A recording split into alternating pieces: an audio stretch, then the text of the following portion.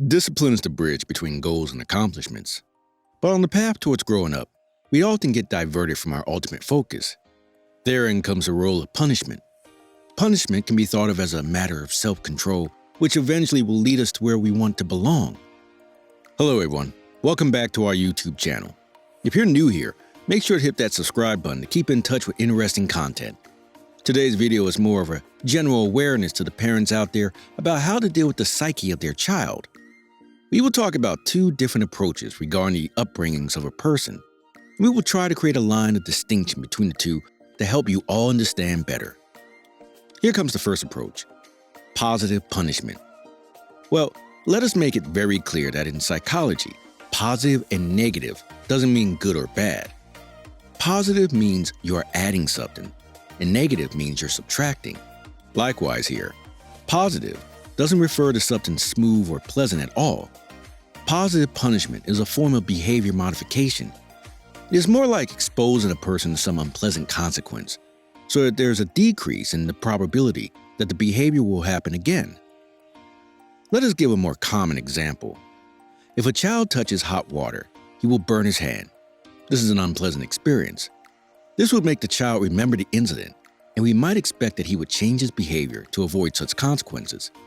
Positive punishment is based on what's adversive, says Elizabeth Roski, clinical director at Westside Children's Therapy in Frankfort, Illinois. What's adversive for one might not be aversive for all. Let us make you aware of some common positive punishments. Number 1, scolding.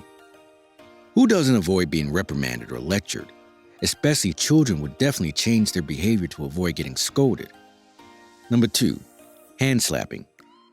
Who doesn't succumb to a nice thrashing from one's parents?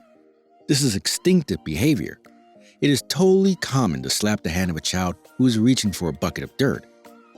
Number 3, chores. Many parents add work as a form of punishment. A child who litters food all over the table or scribbles on the wall is made to clean up the mess. Number 4, writing.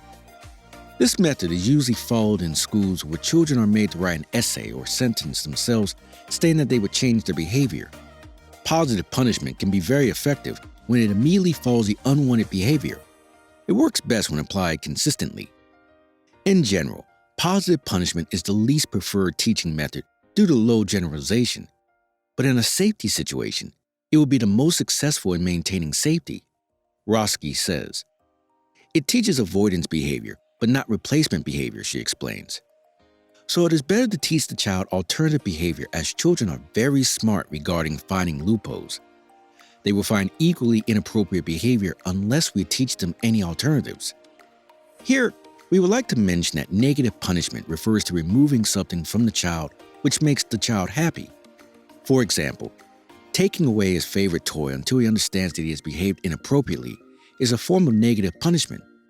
Having said that, now we come to the second approach, which is positive discipline. Positive discipline is based on the idea that there are no good or bad children, just good and bad behavior. People who follow this model believe that good behaviors can be taught while weaning the bad behaviors without hurting the child verbally or physically. Positive discipline teaches children responsibility, self-discipline, problem-solving skills, and cooperation. This behavior is respectful to both children and adults. It builds trust and self-esteem and strengthens relationships. This model helps in making children learn how to deal with emotions and stress. But we, the grown-ups, are quite aware from our own experience that parents usually follow the method of punishment to deal with the situations. But practicing a positive discipline approach can help us in the long run. Punishment often provides a short-term remedy, but making the child understand the wrong behavior and teaching the good ones often help to create a permanent change in that particular behavior. As parents, we can learn to find solutions that are reasonable, respectful, and helpful as well. Remaining calm in the heat of the moment is what helps to shape the child's mindset. We can show respect by listening to and understanding the child's feelings. This also helps in building a strong bonding. Here are some everyday tips for keeping guidance positive. Number 1, focus on encouragement rather than praise.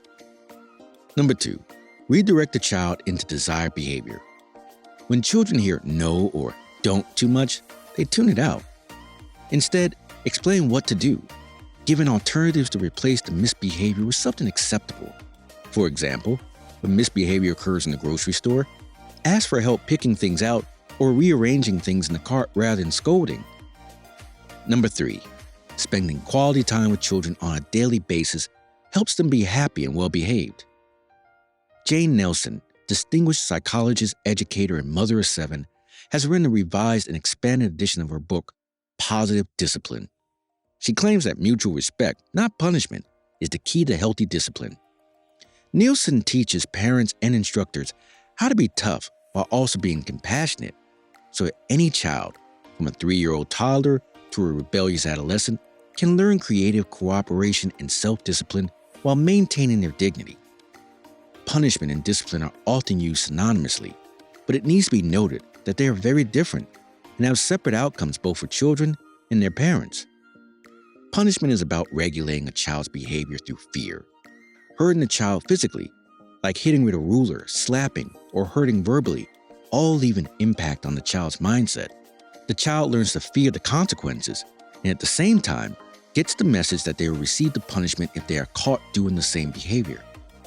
As a result, they become careful as to how they behave in front of their parents and otherwise. Thus, punishment doesn't lead to overall awareness. It isn't effective in helping the child learn self-control or make better behavior choices. Punishment causes children to spend more energy on rebellious and avoidant behaviors, according to research. Nevertheless, this does not imply that children should be allowed to do anything they want whenever they want. Positive discipline is used to teach, train, and guide children so that they can learn, practice self-control, develop emotional management skills, and make healthy judgments about their own behavior. Positive discipline teaches children that their choices, actions, and behaviors all have consequences, and that the repercussions are determined by the choices the child makes, allowing them to feel more in charge of their lives. While some of the results of positive discipline and punishment may appear to be the same, they have different outcomes for children and have different effects on parents and caregivers. Children learn to perceive a link between their behavior, personal consequences, and the impact of their actions on others through positive discipline. Punishment describes methods of control gained by requiring rules or orders to be obeyed and punishing undesired behavior. Discipline comes from the Latin root word discipline, which means given instruction to teach. The goal of positive discipline is to create at first safe relationships with children. Studies show that people feel safe around those who try to listen to them. It's in our instinct to do so.